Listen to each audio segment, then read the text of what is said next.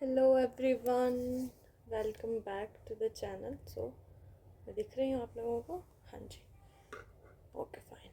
चलो देखो बेटा, आज हम लोग बात करने वाले हैं कि सबसे ज़्यादा हाई वेटेज वाले चैप्टर्स कौन कौन से हैं आपके फिज़िक्स में, केमिस्ट्री में और बायो में। तो अभी कुछ ही दिन रह गए हैं नीट 2026 को। तो सभी बच्चे यही सोच रहे होंगे कि अब हम क्या पढ़ें और क्या ना पढ़ें। मैंने पिछली वीडियो में बताया था कि जिन बच्चों का सिलेबस कंप्लीट हो गया है या थोड़ा बहुत बैकलॉग जिनका बचा है, तो वो कैसे अपनी तैयारी करेंगे। अब जिन बच्चों ने बहुत ही कम पढ़ा हुआ है, तो अब वो कैसे अपने मार्क्स को इम्प्रूव कर सकते हैं।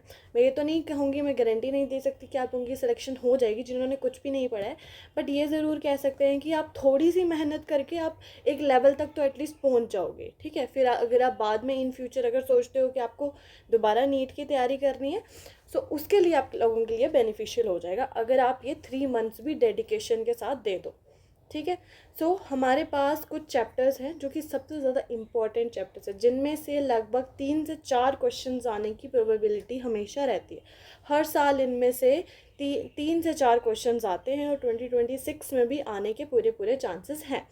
ठीक है, तो सबसे पहले हम लोग बात करते हैं फिज़िक्स के बारे में। तो फिज़िक्स में जो सबसे इम्पॉर्टेंट चैप्टर्स हैं आप लोगों के, वो हैं हमारे वो है हमारे सबसे पहले आता है unit and dimension. Then we have laws of motion, rotational motion, gravitation, oscillations, electrostatic, potential and capacitance, current, electricity, alternating current, ray optics, dual nature and semiconductor.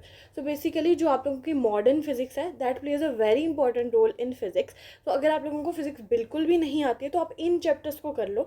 At least 70 to 80 marks तो आप लोगों के बन ही जाएंगे। ठीक है, अगर आप लोगों को कुछ भी नहीं आता है फिजिक्स का, मोस्टली प्रॉब्लम में मोस्ट ऑफ द बच्चों में प्रॉब्लम ये आती है कि बायो तो उनको आती है अच्छे से, लेकिन उनसे फिजिक्स नहीं हो पाती है। ठीक है, तो फिजिक्स के कुछ चैप्टर्स कर लो ताकि आप लोगों को थोड़ा बहुत स्कोर तो उसमें भी आ जाए। 70 to 80 मार्क्स आप लोगों के उसमें भी आ जाएंगे। ठीक है, तो ये चैप्टर्स हैं जो सबसे ज़्यादा हाई वेटेज वाले चैप्टर्स हैं। उसके बाद अगर मैं बात करूँ मीडियम लेवल वेटेज जिन चैप्टर्स की है, कि इन चैप्टर्स को अगर आप लोगों के पास टाइम बचता है तो इन चैप्टर्स को पढ़ लो। ठीक है, ताकि 1-2 क्वेश्चन अगर इसमें से आ जाए वो भी लग जाए। आप लोगों के लिए एक क्वेश्चन भी बहुत ज़्यादा मैटर करता है। ठीक है, अगर आप लोगों के पास टाइम बचता है after doing this most important chapters, so you must do medium level chapters, like जिनकी प्रोबेबिलिटी आने की जो है वो थोड़ी कम है। ठीक है, लेकिन आएगा ज़रूर। इसमें से भी 2 से 3 क्वेश्चंस बनेंगे। अगर मोस्ट इंपॉर्टेंट चैप्टर में से 3 से 4 क्वेश्चंस बन रहे हैं, तो इनमें से भी 2 से 3 क्वेश्चंस बनने के चांसेस हैं। ठीक है, तो इसमें कौन कौन से चैप्टर आपके पास आ जाएंगे? मोशन या स्ट्रेट लाइन आ जाएगा, वर्क, एनर्जी एंड पावर आ जाएगा, फ्लूइड्स आ जाएंगे, थर्मोडायनेमिक्स आ जाएगा, kinetic theory, moving charges and magnetism, EM waves, wave optics and atoms. ठीक है, अब अगर आप लोगों को लगता है कि यार इतने सब भी नहीं हो पाएगा, तो इनमें से जो छोटे छोटे चैप्टर्स हैं उनको उठा लो। ठीक है, कि आप लोगों ने पहले तो आपने ये तो करना ही है कंप्लीट, मोस्ट इंपॉर्टेंट चैप्टर्स तो आपने करना ही है। उसके बाद मीडियम लेवल वालों में से आप जो छोटे चैप्टर्स है, लाइक थर्मोडायनेमिक्स छोटा चैप्टर है, काइनेटिक थ्योरी आप लोग कर सकते हो, ईएम वेव्स आप लोग कर सकते हो, एटम्स कर सकते हो आप लोग। ठीक है, तो कुछ चैप्टर्स जो आसान हैं, छोटे हैं, जो आप कर सकते हो इजीली थोड़े टाइम में, तो उनको आप लोग उठा लो। ठीक है, फिर आता है आपके पास लो वेटेज वाले चैप्टर, जिनमें से जनरली एक क्वेश्चन बनने की प्रोबेबिलिटी रहती है। तो अगर जिन बच्चों ने कुछ भी नहीं पढ़ा है उनको ये वाले अगर नहीं भी आते हैं ये चैप्टर्स, तो भी कोई दिक्कत वाली बात नहीं है, इतना ज़्यादा डिफरेंस आपके उसमें नहीं पड़ेगा। तो इसमें कौन कौन से चैप्टर्स आ जाते हैं आपके पास? Motion in a plane, solids आ जाएगा, वेव्स आ जाएंगे, थर्मल प्रॉपर्टीज़ आ जाएगी आप लोगों की, इलेक्ट्रिक चार्जेस एंड फील्ड्स आ जाएंगे, मैग्नेटिज्म एंड मैटर आ जाएगा, ईएमआई आ जाएगा और न्यूक्लियाई आ जाएगा। ठीक है, ये हो गया आप लोगों का फिजिक्स का। तो आप लोगों को क्या करना है, मोस्ट इंपॉर्टेंट चैप्टर्स तो कंप्लीट करने ही करने हैं। फिर मीडियम लेवल चैप्टर में से आप लोगों को जो छोटे चैप्टर्स लगते हैं, if you have time then, अगर छोटे चैप्टर्स जो लगते हैं आप लोगों को वो कर लो, या फिर अगर आपके पास बहुत टाइम है तो आप लोग सारे चैप्टर्स भी कंप्लीट कर सकते हो। ठीक है, फिर लो वेटेज वाले आप चैप्टर जो है कहीं हद तक छोड़ सकते हो, क्योंकि you have only 3 months left. और जिन बच्चों का सिलेबस पूरा कंप्लीट हो गया है उनके लिए ये रहेगा कि आप लोग जो मोस्ट इंपॉर्टेंट चैप्टर्स है उन पे आप लोग ज़्यादा फोकस करो, क्योंकि उस पर ज़्यादा क्वेश्चंस आते हैं, तो ज़्यादा से ज़्यादा क्वेश्चन प्रैक्टिस उनकी करो। Then medium level and then low weightage वाले चैप्टर्स, ठीक है। फिर आ जाते हैं हम लोग केमिस्ट्री पे। तो केमिस्ट्री में अगर हम लोग देखें तो केमिस्ट्री में सबसे ज़्यादा इंपॉर्टेंट चैप्टर, सबसे ज़्यादा क्वेश्चन जो आते हैं वो आते हैं केमिकल बॉन्डिंग में से। सेम इसमें भी वही कंसेप्ट रहेगा, 3 से 4 क्वेश्चन आप लोगों को जो है इनमें से आने वाले हैं। केमिकल बॉन्डिंग रहेगा, इक्विलिब्रियम आप लोगों का रहेगा, ऑर्गेनिक केमिस्ट्री जिसको आप लोग बोलते हो जनरल ऑर्गेनिक केमिस्ट्री, ये 11th में है आप लोगों का चैप्टर, 11th की बुक में है। देन हाइड्रोकार्बन से आ जाएगा, केमिकल काइनेटिक्स, कोऑर्डिनेशन, कंपाउंड्स बहुत ज़्यादा इंपॉर्टेंट है, ठीक है। बहुत आसान सा चैप्टर है, बेसिक सा चैप्टर है, लेकिन बहुत इंपॉर्टेंट है। Alcohol, phenol, ether, aldehyde, ketone and acids.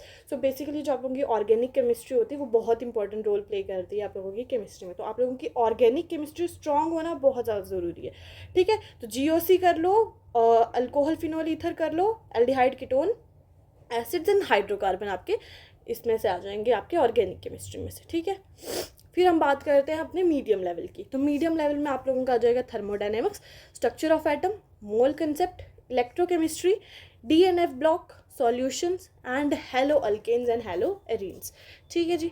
अब आ जाते हैं लो प्रायोरिटी। लो प्रायोरिटी में क्वेश्चन आने की प्रोबेबिलिटी कहाँ से है आप लोगों को, तो उसमें आ जाते हैं आप लोगों के पास redox, biomolecules, practical chemistry and the P block. So P block एक लेंथी चैप्टर है और उसमें से क्वेश्चंस भी कम ही आते हैं, तो आप लोग उसको स्किप भी कर सकते हो, ठीक है। मैं हर किसी बच्चे के लिए ये नहीं बोल रही हूँ कि आप चैप्टर स्किप करके जाओ। जिन लोगों का टारगेट है कि उनको 700 प्लस लाने हैं, तो उनके लिए मैं नहीं बोलूँगी कि आप लोग कोई भी चैप्टर इनमें से स्किप करो। बस ये है कि आप लोग मोस्ट इंपॉर्टेंट चैप्टर्स पे ज़्यादा ध्यान दो और इन पे थोड़ा कम, ठीक है। लेकिन जिन बच्चों ने कुछ भी नहीं पढ़ा है तो वो इन लेंथी चैप्टर्स को और जिनमें से क्वेश्चन नहीं आते उन चैप्टर्स को स्किप कर सकते हैं। चलो नेक्स्ट हम लोग बात कर लेते हैं आप बायोलॉजी के बारे में। तो बायो में आप लोगों का मोस्ट इंपॉर्टेंट चैप्टर जिसमें से सबसे ज़्यादा क्वेश्चन आते हैं, देखो मैंने यहाँ पे कुछ स्टार मार्क्स किए हैं बेटा। Molecular basis of inheritance, biotechnology and principles of inheritance, इसमें से भर भर के क्वेश्चन आते हैं आप लोगों को, ठीक है। लगभग 12 से 15 क्वेश्चन एक पेपर मैंने एनालाइज किया था, उस पेपर में मॉलिक्यूलर बेसिस ऑफ इनहेरिटेंस में से 12 क्वेश्चंस आए हुए थे। कैन यू इमेजिन जेनेटिक्स और बायोटेक्नोलॉजी कितनी ज़्यादा इंपॉर्टेंट है आप लोगों के लिए, ठीक है। तो ये चैप्टर्स आप लोगों को ज़रूर से ज़रूर कर लेने हैं, ठीक है। चाहे कुछ भी हो जाए, इन चैप्टरों को अच्छे से स्ट्रॉन्ग कर लो। लगभग 20 क्वेश्चन आप लोगों के इन्हीं 3 चैप्टर्स में से बनने वाले हैं, ठीक है। और बाकी चैप्टर्स में भी लगभग 3 से 4 क्वेश्चन बन जाएंगे आप लोगों के। तो प्लांट किंगडम आता है आपका most important chapter, animal kingdom भी आ जाएगा, स्ट्रक्चरल ऑर्गेनाइजेशंस भी आ जाता है, बायोमोलिक्यूल आ जाएगा, cell cycle is also very important. Cell cycle में से भी बहुत क्वेश्चंस बनते हैं, ठीक है। और एक तो ये छोटा चैप्टर है, इजी टू अंडरस्टैंड है, तो आप लोग इसको आराम से कर सकते हो, ठीक है। Cell the unit of life, ये भी आसान चैप्टर है और इसमें से भी क्वेश्चन आते हैं। Then morphology of the flowering plants, chemical coordination, then I have already told you about the molecular basis of inheritance, biotechnology, principles of inheritance, reproduction unit and human health and disease। तो ये आप लोगों के 13 most important chapters आ जाएंगे जिनमें से आप लोगों को बहुत ज़्यादा क्वेश्चन आने वाले हैं। अब हम बात करते हैं मीडियम वेटेज चैप्टर्स की। तो इसमें आता है आपका anatomy of the flowering plants, photosynthesis, plant growth and development, body fluids, locomotion, ecology, complete ecology, evolution and microbes. तो बेटा प्लांट ग्रोथ और डेवलपमेंट और माइक्रोब्स, इनमें से आप लोगों को डायरेक्ट क्वेश्चन आते हैं, direct to the point question आते हैं कि इस एसिड से क्या बनेगा, ये अगर हम एसिड डालते हैं, ये कोई हम ग्रोथ हार्मोन डालते हैं तो इससे क्या होगा। तो डायरेक्टली क्वेश्चंस आप लोगों को आ जाएंगे इसमें से, ठीक है। तो ये तो लर्न करने वाली चीज़ है ज़्यादा, तो आप लोगों को भी इस चीज़ का भी ध्यान रखना है, ठीक है। और मुझे लगता है कि जो पिछले साल का जो ट्रेंड चला आ रहा है उसमें ह्यूमन फिजियोलॉजी के क्वेश्चन थोड़े कम हो गए, लेकिन इस बार जो है ह्यूमन फिजियोलॉजी आप लोग अच्छे से कर लेना, ह्यूमन फिजियोलॉजी के क्वेश्चन आने के चांसेस हैं, ठीक है। ह्यूमन फिजियोलॉजी के क्वेश्चन आने के चांसेस हैं, तो अच्छे से उसको एक बार पढ़ लेना, ठीक है। उसके बाद लोअर वेटेज वाले चैप्टर आते हैं लिविंग वर्ल्ड। जनरली इनमें से एक ही क्वेश्चन आता है, reproduction in plant, neural control, excretory system, breathing, reproduction health, ecosystem basis and evolution के जो छोटे छोटे टॉपिक्स हैं आप लोगों के। तो इनमें से लगभग 1 से 2 क्वेश्चन आपको आ सकता है, इससे ज़्यादा कोई प्रोबेबिलिटी आने की नहीं। बट बायोलॉजी एक ऐसा सब्जेक्ट है जिसमें आप लोगों को 360 आउट ऑफ 360 लाने होते हैं, है ना। तो मैं नहीं बोलूँगी कि आप कोई भी चैप्टर इनमें से स्किप करो। केमिस्ट्री में फिजिक्स में आप कर सकते हो स्किप, ठीक है, लो वेटेज वाले चैप्टर आप लोग स्किप कर सकते हो, बट इसमें से आप लोगों को कोई भी स्किप नहीं करना है, बायो में से स्पेशली, ठीक है, क्योंकि बायो तो एक तो आसान सब्जेक्ट है, सबको आता है बायो, है ना, मेडिकल स्टूडेंट्स की बायो ही सबसे ज़्यादा स्ट्रांग होती है, तो इसमें से कोई चैप्टर नहीं छोड़ना है अब आपको, तो सारे चैप्टर करने हैं। बस ये करो कि जो आप लोगों के मोस्ट इंपॉर्टेंट चैप्टर्स हैं उनमें क्वेश्चन प्रैक्टिस ज़्यादा करो, प्रीवियस ईयर क्वेश्चंस देखो ज़्यादा से ज़्यादा, मॉक टेस्ट लगाओ ज़्यादा से ज़्यादा, ठीक है, और लो वेटेज चैप्टर में जो है वो आप लोग थोड़ा कम टाइम दो, थोड़ा रिवाइज करो और थोड़े कम क्वेश्चन लगाओ, ताकि आप लोगों का टाइम सेव हो जाए, और वो टाइम आप लोगों को फिर मोस्ट इंपॉर्टेंट चैप्टर्स में लगाना है, फिजिक्स में, केमिस्ट्री में लगाना है, ठीक है। So that's all for this video. अगर आप लोगों को वीडियो अच्छी लगी हो तो लाइक करो, चैनल को सब्सक्राइब करो और वीडियो को शेयर करो, और अगर आप लोगों को नीट के रिलेटेड कोई भी वीडियो चाहिए तो do comment in the link, I will all provide you that. Okay, so thank you, bye bye.